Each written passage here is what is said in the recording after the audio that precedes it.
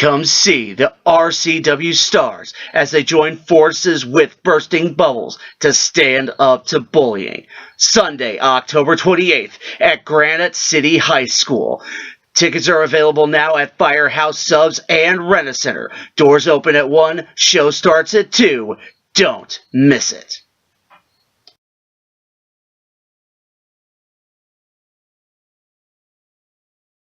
Hello, ladies and gentlemen. Welcome to this episode of The Guido Goes Off. As always, I thank you folks for watching.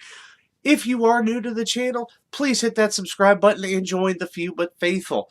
Well, ladies and gentlemen, easily one of the most controversial pay-per-views ever in the history of WWE is shortly coming with Crown Jewel. As has been well documented, there's been a lot of pressure on WWE to either move the event from Saudi Arabia or cancel it altogether due to certain things that we'll be getting into in this episode. But, ladies and gentlemen, in addition to that, to be fair and honest, a lot of other problems that WWE has had also add into the not only the controversy, but pretty much almost a lack of interest in this event. So, with that being said, we are returning to another 5 Reasons Why segment, and this one is going to be titled 5 Reasons Why Crown Jewel is a bad idea.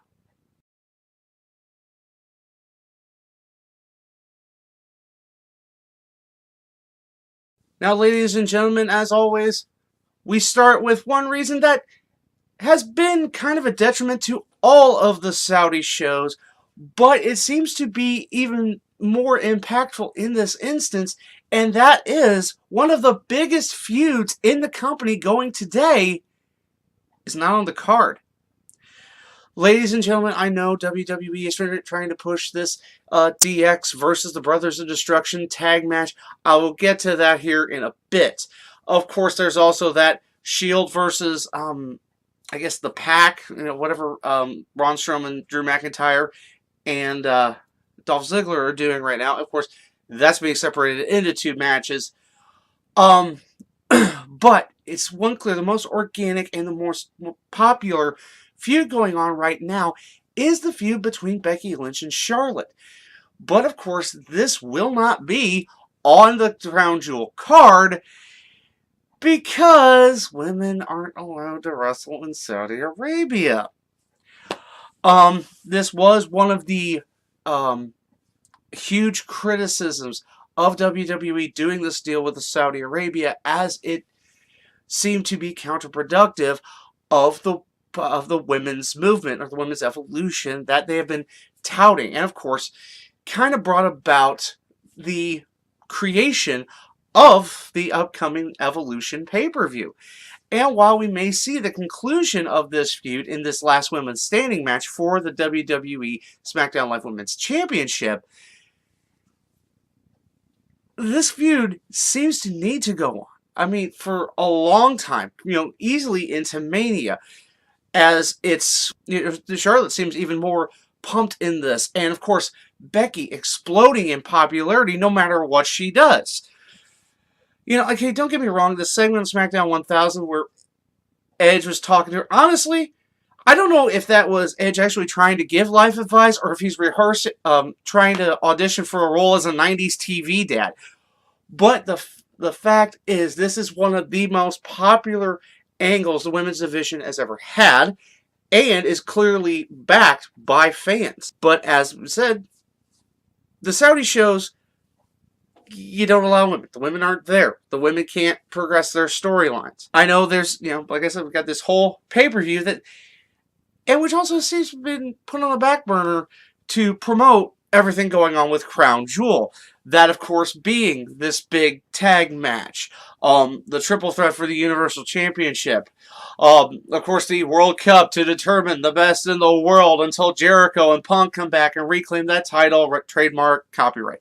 Again, this can endure launches more criticism, as it just seems like WWE is all the more willing to put the women on the back burner for that mad fat Saudi money. I don't know if this is a good reason why it's a bad idea, but it's a good reason that, and even as progressive as Saudi Arabia has been touting that they are, you can be as progressive, you can say you're as progressive as you want, but as we know, actions speak louder than words. So moving on to the number 2 reason why this is a bad idea, and that is, of course, leading into the WWE World Cup to determine the best in the world until Punk or Jericho come back and whatever and what have you, and yay and stuff.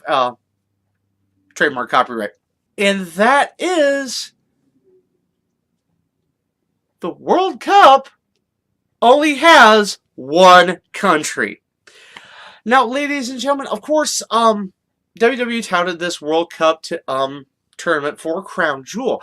Now, interestingly enough, this is a kind of another Saudi idea, and it is honestly a dig at one of their neighbors, that being Qatar or Qatar or however you pronounce that country, as that country won the rights to host the next World Cup, the Soccer World Cup, which of course the Soccer World Cup, one of the oldest sports tournaments in the world, next to the Olympics, which does have representatives from all over the world.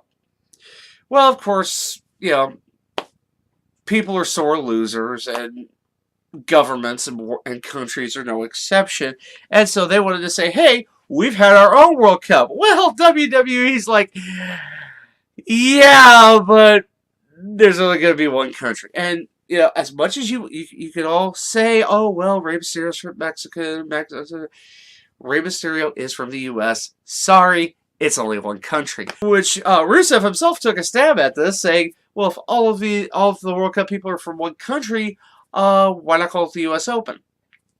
Kind of another bad booking decision. So this I don't know if this is so much on Saudi Arabia as it is on WWE, deciding, hey, we're going to have these people in the World Cup to determine the best in the world, or at least the best behind Punk and Jericho, trademark, copyright.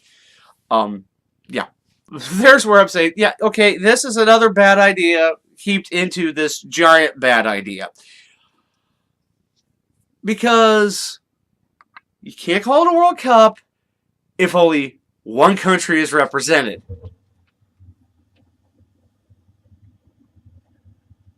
Not really worldly. For it to be a world title, it has to be defended in another country. I'm no expert. I don't make the rules. Moving on to the 3rd reason why Crown Jewel is a bad idea. No one wants to go there. Okay, by no one, I mean that it can't be said out loud because WWE has told all their talent, you can't say anything bad about Saudi Arabia because they gave us a shit ton of money and we're using it to pay you. But there has been rumblings. It's been documented by a lot of other wrestling media outlets that there is a general consensus that nobody wants to go and perform in Saudi Arabia. Don't get me wrong, Saudi Arabia does seem to be footing the bill for a lot of the nostalgia acts. I mean, they're the ones who are paying Shawn Michaels $10 million to show up and be part of this tag team match. They're the ones who are trying to get Hogan. Of course, I did talk about the huge payday offered to The Rock if he comes next year as Universal Champion.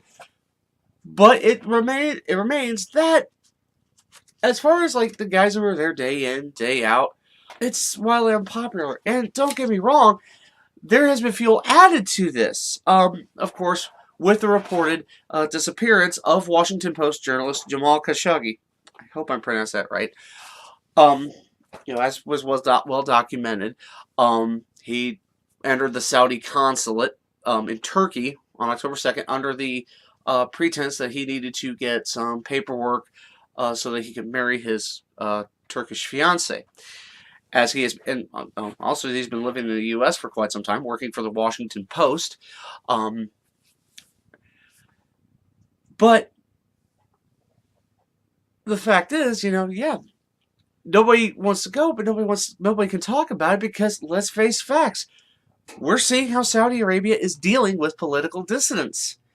As progressive as they want to say they are, um, as favorable as they are trying to portray. And remember, this is one of the U.S.'s political allies. So it does put a tremendous amount of pressure when a country takes care of business in the matter that it's said. Again, nothing has been confirmed, but it's said how this country deals with its reported citizens and how they talk about the government. And everybody wants to feel safe, and nobody wants to go to a country where they don't feel safe. So this is another reason, this could be a bad idea, is because the talent wants to feel safe, and they're not going to feel safe in a country that will reportedly do these things. And the number 4 reason why it's a bad idea, the main event, or as I like to call it, nostalgia mania. Okay, actually, it's a shout out to Mike for that one, because it's just all right. I understand. There's a lot of people that have very fond memories of the Attitude Era, are wild fans of DX and of the Brothers of Destruction. I mean, I'm a huge Undertaker fan. I mean, that should pretty much tell you how much of a fan I am of the Undertaker. But we're whittling it down to a reunion of the most disrespectful faction in WWE history, whining and complaining that they're not getting shown respect. That promo 2 weeks ago should tell you. Yeah. This is an anti-authority, anti-establishment faction, and now one of its principal members is the COO of the company. How can you be anti-establishment when essentially you are the establishment? No, Mike, I mean, do I complain? Am I complaining that much about the undead wizard with a hip replacement joining forces with the mayor of Knox County, Tennessee? No, not so much. Okay, because they're just like, you bitch about respect? Well, that's fine. We're just going to make you rest in peace, burn you alive, that stuff. The same thing they've done. Same thing Undertaker and Kane have done for decades. No real change. My biggest complaint, and another bad idea on top of in a big ball of bad ideas, is, as I said, you have the anti-establishment and disrespectful faction being the establishment and being mad about not getting respect. When you think of it this way, does it really make sense? But then again, I understand. This is professional wrestling. Sense, logic, reason. You will not find these here. I get that. But it just has to come to a point where you're like, gee, buddy, Christmas? Ah! Yeah, and let's talk about, Shawn honoring his retirement. Look, okay, between you, me, and the trees, if someone gave you $10 million, you'd probably do a lot for that. I mean, if I've seen the shirt, it says something or something, but $20 is $20. Let's face facts. $10 million will probably get you to change your way of thinking on a lot of things. So, yes, as much as you want to talk about respect and legacy and nostalgia, it's all about the money.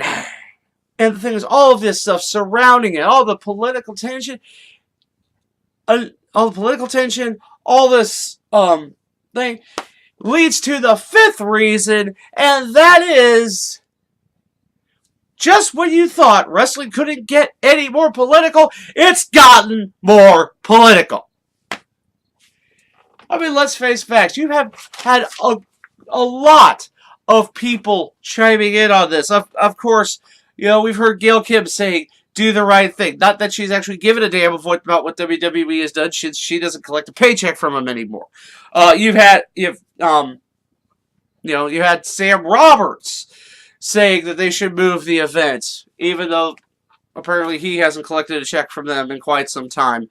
Also, you've got mainstream media talking about this. Of course, the segment from last week tonight with John Oliver, even though really it was just to take another stab at wrestling being homoerotic, because, of course, that's funny. But now you actually have congressmen and senators putting pressure. I'm trying to talk to Linda McMahon. As for those of you who don't know, Linda McMahon is the head of the Small Business Administration. Trying to talk to her to get Vince to change his mind. But as we know, if Vince is dead set on something, woe and betide anyone that tries to get him to change his mind. And it's been reported, of course, by God King Meltzer, that it's at a point where only the State Department or President Trump himself can tell WWE to do it, not to do it, and they won't do it. You were actually having one of my biggest pet peeves, and that is government interfering in personal business. But don't get me wrong. I understand where they're coming from. You have a clearly unsafe environment. You have a nation that is reportedly now taking care of political dissidents, and you're trying to do business with this country. But the way that this country is doing business with you is saying, hey, we're giving you a bunch of money, you're going to put on the show we want. Wait a second, didn't Fox just say the same thing? More on that later. So where you're basically having, not now, it's not just the government of one country. It's not the government of two countries. As the United States government is trying to tell WWE, hey, look, we don't want to tell you how to run your business, but we're going to tell you how to run your business. But we don't think you should do business with this country. Now, don't get me wrong. WWE has gone to a lot of other countries. Of course, doing things as part of the USO. Also reaching out to China. Other countries. But the Saudi deal, I'm wondering if somewhere Vince is doing his Lando Calrissian impression. This deal is getting worse all the time! Because, in all honesty, this deal is getting worse all the time! It's one thing to drag people out of retirement, but it's another thing entirely to make booking decisions. To use things as digs on other countries. In all honesty, you've made something where there is politics, as we know, used. It has now gotten even more political because you now have the governments of countries, of sovereign nations, putting their hands in this pie. Again, you have this situation where, to be honest, you're a business. You should be able to do as you see fit, as long as you're not breaking any laws, breaking any trade rules, or anything of that nature, which WWE, in all honesty, is not doing. And again, what if WWE pulls out? What if WWE pulls out on this deal? They are on the hook and face quite possibly legal ramifications. Not to mention, they're going to be on the hook for whatever Shawn Michaels was supposed to get paid, whatever The Rock's supposed to get paid, whatever a lot of these nostalgia acts are supposed to get paid, WWE will be on the hook for. And I know WWE has made a boatload of money. A boatload. I mean, maybe even like 5 truckloads. Well, you can put a lot of trucks on one of those, but again, I know you're in a business to make money, but and you also have this moral obligation, like I said, with the women's evolution, with doing business with a country that still doesn't exactly value human rights. And then don't get me started on the fact that your average Saudi citizen can't sit ringside. You know, you had all these nice chairs, but those because of the Saudi royal family. I mean, literally, when you had the greatest Royal Rumble, your average Saudi citizen was like 50 to 100, like 100 feet away from the ring, and that was the best seat you could get without being a member of the Saudi royal family. And now they have moved this to a smaller venue. They went from a 68,000 stadium to a 25,000 seat stadium. And I'm willing to, and also, there's never been any information on where you can buy tickets for this, where you can, where the average person can buy tickets, because I am willing to bet tickets aren't bought. They are picking and choosing who can go. It is literally, you can go, you can go, you can go, you can't go, you can't go, you can go, you can go. The Saudi government's probably, they are trying, of course, to put, they are trying to create an image. They're using WWE for marketing, saying, hey, look at what we're doing here. Yes, I know we've been one of the most back-ass-word countries in the history, in the world stage.